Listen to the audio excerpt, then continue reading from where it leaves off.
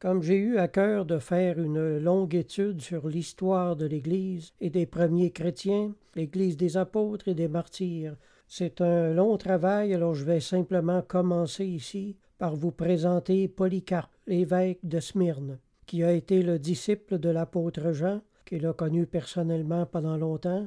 Polycarpe est né en 69 et il est mort martyr en 155. Polycarpe a écrit une épître aux Philippiens, dont je vais vous lire le résumé. L'épître aux Philippiens compte 14 chapitres. Pour répondre à une demande des Philippiens eux-mêmes, la lettre est écrite peu après le passage d'Ignace, suivi de sa mort en 107. Il est écrit « J'ai pris en notre Seigneur Jésus-Christ une grande part à la joie que vous avez eue d'accueillir les images de la vraie charité et d'escorter ainsi qu'il vous appartenait les captifs chargés de ces fers vénérables qui sont les diadèmes des véritables élus de Dieu et de notre Seigneur. Montrez cette indéfectible patience que vous avez contemplée de vos propres yeux, non seulement dans les bienheureux Ignace, Zosime et Rufus, mais aussi en d'autres qui étaient de chez vous, en Paul lui-même, et dans les autres apôtres, bien persuadés que ces hommes n'ont pas couru en vain, mais dans la foi et la justice, et que maintenant ils occupent auprès du Seigneur, dont ils ont partagé les souffrances, la place qui leur est due. Car ce n'est pas le siècle présent qu'ils ont aimé, mais celui qui est mort pour nous, et que Dieu a ressuscité à cause de nous. Vous m'avez écrit, vous et Ignace, de confier aussi votre lettre à celui qui éventuellement se rendra en Syrie. Je le ferai si je trouve une occasion favorable, soit moi-même, soit celui que j'enverrai pour vous représenter avec moi. Nous vous envoyons les lettres d'Ignace, comme vous nous l'avez demandé, celles qu'il nous a adressées et toutes les autres que nous avons chez nous.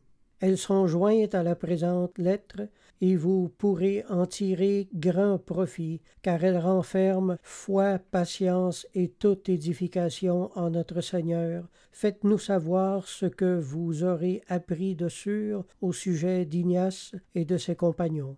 Polycarpe avait délégué certains chrétiens de son Église pour aller accompagner Ignace dans son voyage à Rome. Ignace était dans les chaînes et accompagnait des soldats qui l'amenaient à Rome pour mourir martyr dans l'arène. Il serait peut-être intéressant de dire que les lettres d'Ignace chez les premiers chrétiens faisaient partie de leur Nouveau Testament. Sur YouTube, je fais la lecture des 7 lettres d'Ignace d'Antioche. Ignace a fait partie de l'Église d'Antioche, la même Église que Paul a fait partie. Alors, Ignace a écrit 7 lettres qui ont été conservées et dont je fais la lecture sur YouTube. Alors, je vous encourage à aller chercher ça. Écoutez ça, c'est très édifiant. Les paroles de Polycarpe sont empruntées à d'autres auteurs qu'il s'est entièrement assimilés. On compte une 40aine d'emprunts à Saint Clément de Rome, les citations de la première épître de Saint Pierre abondent, les emprunts aux épîtres de Saint Paul sont nombreux. On peut aussi compter 7 citations de Saint Jean. Le chapitre 7 de sa lettre est une mise en garde contre le docétisme. Le chapitre 11 fait allusion à un scandale de l'Église de Philippe, celui du pasteur Valence et de sa femme, coupables d'amour de l'argent. On ne sait pas exactement ce qui s'est passé là. Mais il paraît que ça l'avait beaucoup ébranlé l'Église. Dans les conseils aux fidèles, on doit remarquer on voit que les pasteurs soient riches aux dépens des chrétiens, ce n'était pas accepté. Cela faisait scandale. Moi, je vous dis, aujourd'hui, si vous appartenez à une église où le pasteur est riche, fuyez-le, changez d'église. L'homme est un mercenaire. C'est aussi simple que ça. Dans les conseils aux fidèles, on doit remarquer l'insistance avec laquelle Polycarpe parle de la foi. La solide racine de leur foi porte des fruits, dit-il. Cette foi est notre mère à tous. Les diacres sont serviteurs de Dieu et du Christ, et non des hommes. Qu'ils marchent dans la voie de la vérité, tracée par le Seigneur, qui s'est fait le diacre, c'est-à-dire le serviteur de tous. C'est intéressant cette expression, que le Seigneur s'est fait le diacre de tous. Les jeunes gens doivent mettre un frein à leurs moindres mauvais désirs, s'affranchir de toutes les passions de ce monde, car toute passion combat contre l'esprit. L'évêque Polycarpe s'adresse alors au presbytre de l'église de Philippe, c'est-à-dire au pasteur. Les lettres d'Ignace d'Antioche attestent l'existence d'un épiscopat monarchique. Il dit dans sa lettre « Les jeunes gens doivent se soumettre au presbytre et au diacre comme à Dieu et au Christ. » Dans les lettres d'Ignace, de même, il est très clair qu'il y a une hiérarchie dans le gouvernement de l'Église. Il y avait une hiérarchie à 3 paliers. Il y avait les diacres, il y avait un collège de prêtres et il y avait l'évêque en chef, qui était un vieillard la plupart du temps. Il dit dans sa lettre « Les jeunes gens doivent se soumettre au presbytre et au diacre comme à Dieu et au Christ. » C'est cette soumission-là, une soumission sans faille et totale. C'est ce qui conservait l'unité de l'Église. C'est un point très important qu'Ignace revient sans cesse dans toutes ses lettres. Ne pas briser l'unité. Les presbytres sont exhortés à la bienveillance. Je cite « qu'ils ne croient pas facilement au mal, qu'ils ne soient pas durs dans leur jugement, se rappelant que nous avons tous contracté la dette du péché. » Le chapitre 7 est un cri d'alarme contre l'hérésie. L'erreur dénoncée est bien la même que celle contre laquelle combattait Ignace d'Antioche. De part et d'autre, nous avons un écho direct de l'enseignement de Saint Jean contre le docétisme dans sa première épître.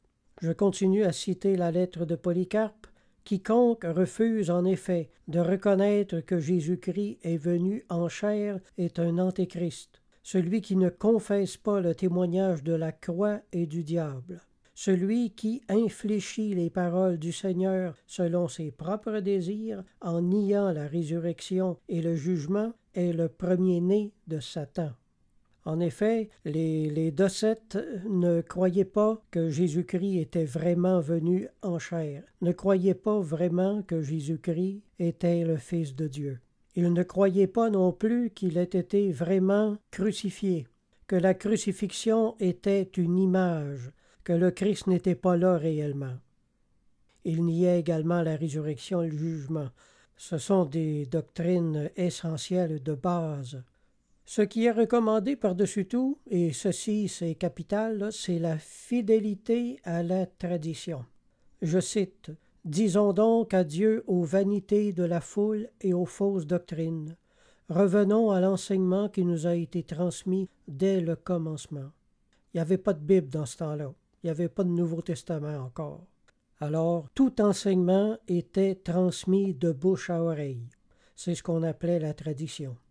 Monseigneur Batifolle, afin de souligner l'importance de cette recommandation qui est constante dès les débuts du christianisme, je cite « La méthode de foi que Polycarpe esquisse dès avant l'an 120, c'est la soumission des fidèles au presbytre en chaque Église. C'est la fidélité à l'enseignement donné dès le commencement par les apôtres qui ont évangélisé les Églises. » Au chapitre 8, Polycarpe recommande l'imitation du Christ dans sa patience.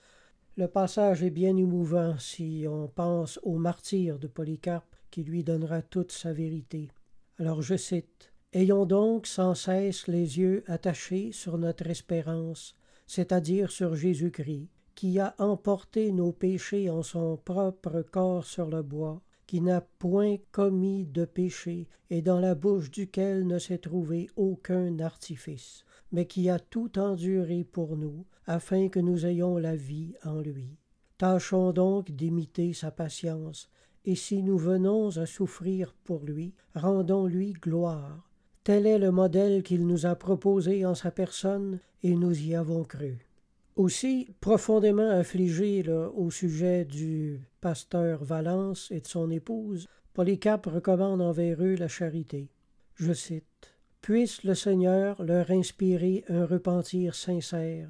De votre côté, montrez de la discrétion à leur égard. Ne les regardez pas comme des ennemis, mais tâchez de les ramener comme des membres infirmes et égarés pour sauver votre corps tout entier. Ce faisant, vous travaillerez à vous construire vous-même.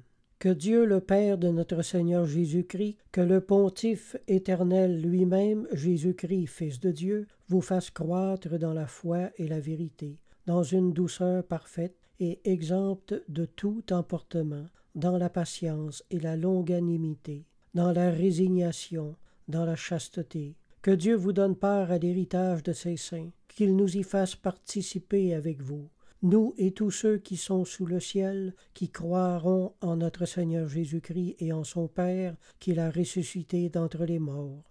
Priez pour tous les saints, priez aussi pour les rois, les magistrats et les princes, pour ceux qui vous persécutent et vous haïssent, et pour les ennemis de la croix.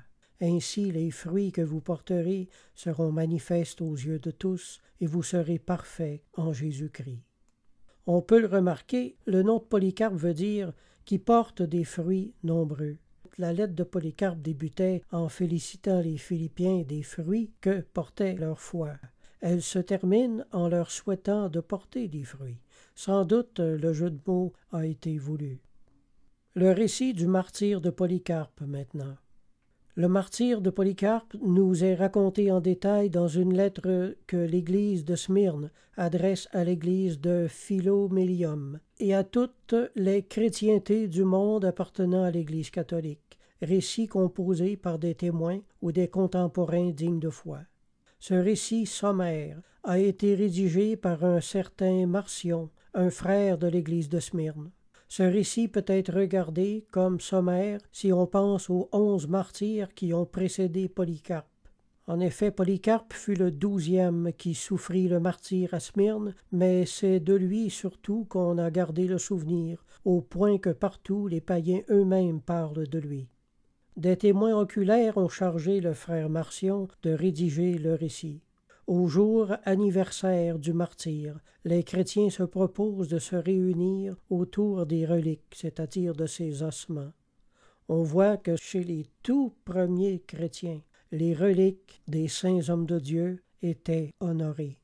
Alors ce n'est pas une invention de l'Église catholique de nos jours, de l'Église catholique moderne, c'est une pratique qui remonte aux tout premiers chrétiens et aux tout premiers martyrs.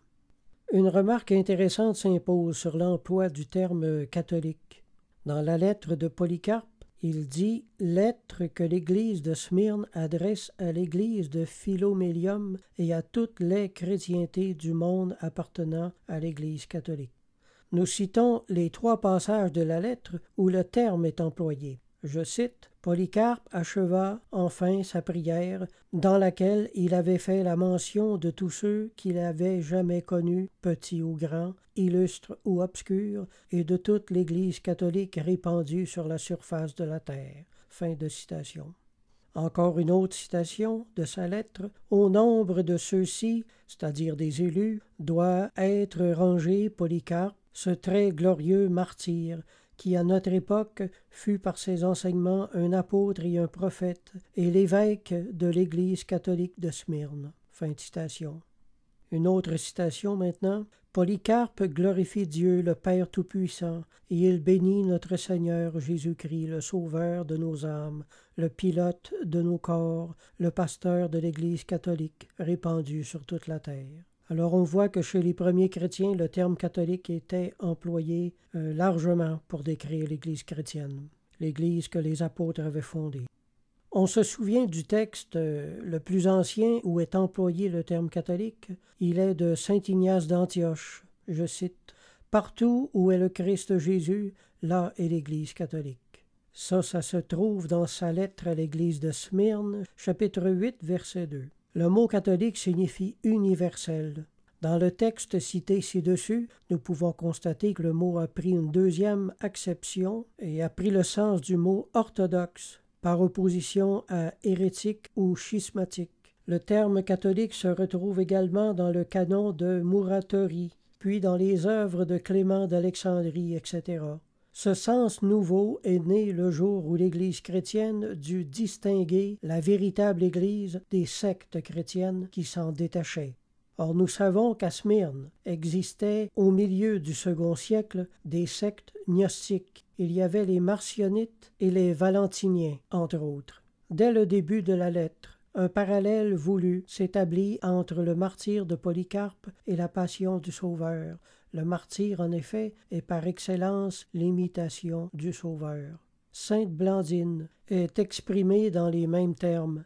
Au milieu de ces tortures atroces, elle ne sentait pas ce qu'elle souffrait, grâce à l'espérance, à l'attachement au bien de la foi et à sa conversation avec le Christ. Je cite un passage du frère Marcion, qui a été témoin du martyre de Polycarpe et de ses frères. Il écrit « Un seul chrétien apostasia. Ce fut le Phrygien Quintus, qui avait eu la présomption de se livrer. Ainsi, frères, n'approuvons-nous pas ceux qui se livrent d'eux-mêmes? Ce n'est d'ailleurs pas là ce qu'enseigne l'Évangile. » Ça a été vraiment un problème dans l'Église primitive, ça. Les chrétiens voulaient mourir martyrs pour le Seigneur, voulaient s'offrir au Seigneur de cette façon-là. Au chapitre 5 commence le récit circonstancié du martyre de Polycarpe. Polycarpe savait qu'il allait être pris. Il voulait simplement se laisser prendre, mais sur les instances de ses conseillers, l'évêque de Smyrne se retire dans une petite maison de campagne. Nuit et jour, il ne faisait que prier pour tous les hommes et pour les églises du monde entier selon son habitude. 3 jours avant son arrestation, pendant qu'il priait, il eut une vision. Il vit son oreiller consumé par le feu. Se tournant vers ses compagnons, il leur dit « Je dois être brûlé vif ». Le Seigneur l'avait averti d'avance de quelle mort il devait mourir. Devant l'instance des recherches, Polycarpe se retire dans une autre villa. Mais, associé du Christ qu'il était, il fut trahi par l'un des siens. Un jeune esclave mis à la torture. L'arrestation eut lieu. C'était un vendredi, vers l'heure du souper. Il eût pu encore s'échapper, mais il ne le voulut pas et dit que la volonté de Dieu soit faite. Dans cette longue prière, il avait fait mention de tous ceux qu'il avait jamais connus, petits ou grands, et de toute l'Église catholique répandue sur toute la surface de la terre, dit le frère Marcion. On l'amena, monté sur un âne, à la ville. 2 magistrats, Hérode et son père Nicète, le prirent ensuite dans leur voiture et s'efforcèrent de le persuader. « Quel mal y a-t-il donc à dire César est le Seigneur ?» De tels mots, pour un chrétien, étaient la négation directe de la seigneurie de Jésus, de sa divinité. « Jésus est Seigneur », dit Polycarpe. Outrés du refus du vieillard, les magistrats le chassèrent brutalement de la voiture. Polycarpe tomba et s'écorcha la jambe. Sans même se retourner, et comme s'il ne lui était rien arrivé, Polycarpe reprit la route à pied, allègrement et d'un pas rapide. Le frère Marcion continue ainsi. On le conduisit vers le stade, où régnait un grand tumulte. Les chrétiens entendaient une voix venue du ciel qui disait « Sois fort, Polycarpe, et agis en homme ». Engagé à renier et à crier ensuite « Plus d'athée ». Polycarpe, très grave, montrant la foule, les yeux levés au ciel, dit avec un profond soupir « Plus d'athée ». Je vais expliquer un peu ça. Les païens regardaient les chrétiens comme des athées, parce qu'ils ne croyaient pas au Dieu. Et Polycarpe et les autres chrétiens regardaient les païens comme des athées parce qu'ils ne croyaient pas au vrai Dieu. Alors les païens criaient « plus d'athées », autrement dit « mettez tout ça à mort, ces chrétiens-là ». Polycarpe leur rétorque « en effet, plus d'athées », en parlant d'eux. Sommé alors de maudire le Christ, Polycarpe répond « Il y a 86 ans que je le sers, et il ne m'a jamais fait aucun mal. Comment pourrais-je blasphémer mon roi et mon sauveur? » Polycarpe maintenant se propose de discuter avec le proconsul. C'est une occasion en or, alors il la saisit. Polycarpe donna ses réponses avec joie et assurance. Son visage rayonnait de la grâce divine. Ce n'était pas lui que l'interrogatoire avait troublé, mais le proconsul.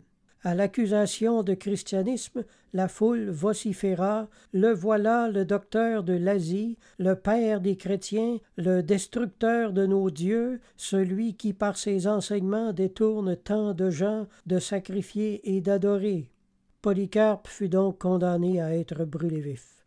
La foule prépara le bûcher. L'hostilité des Juifs est soulignée également.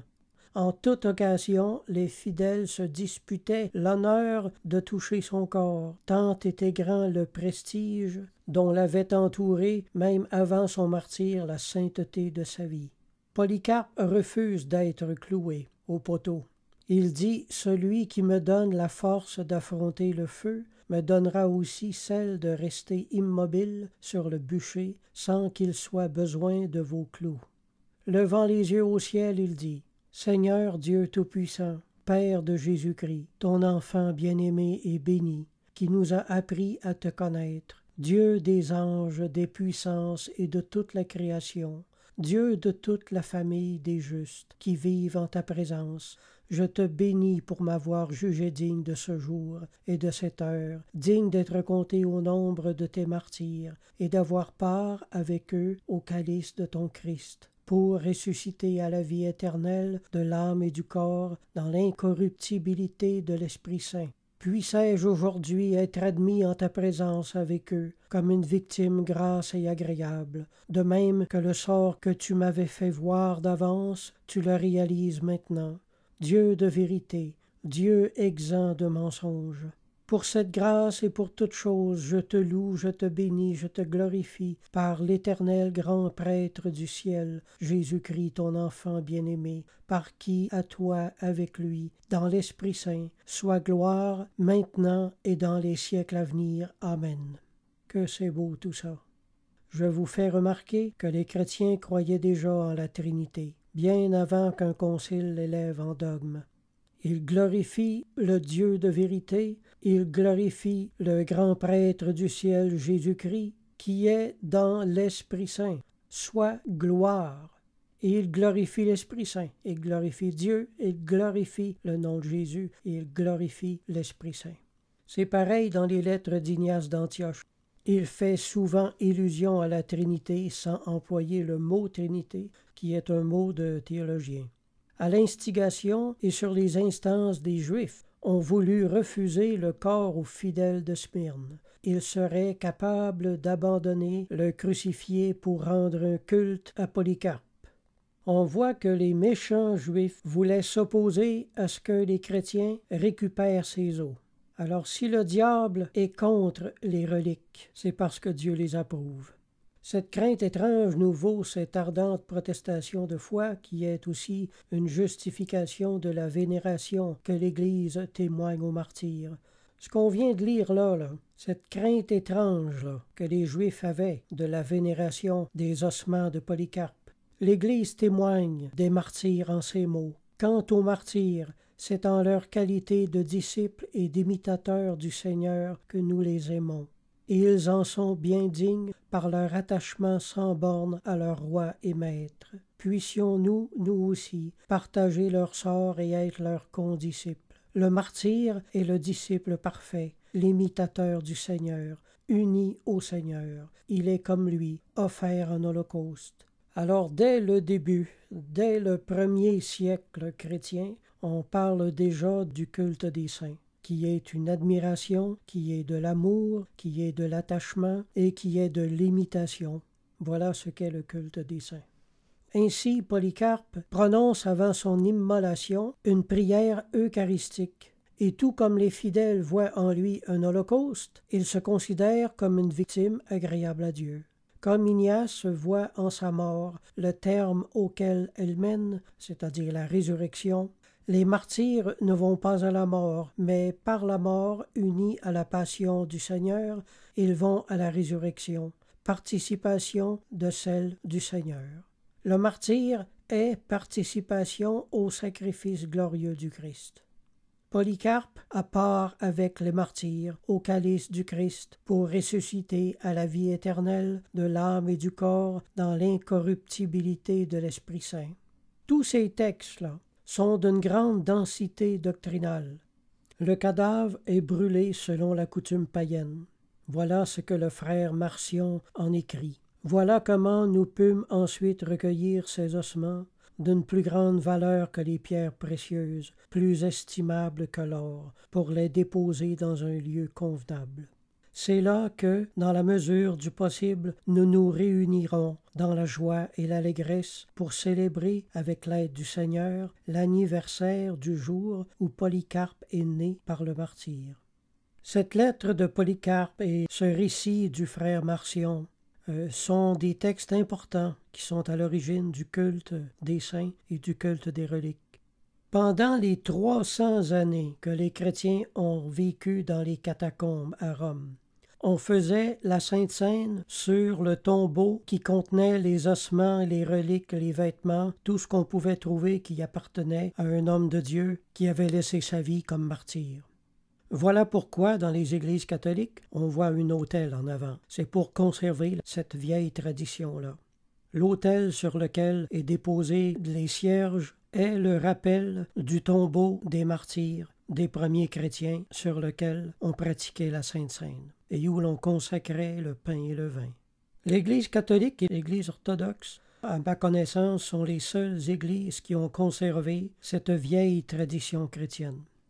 Les athées, dont Polycarpe si ardemment implorait la conversion, ont laissé de lui un témoignage, un éloge définitif qui est magnifique.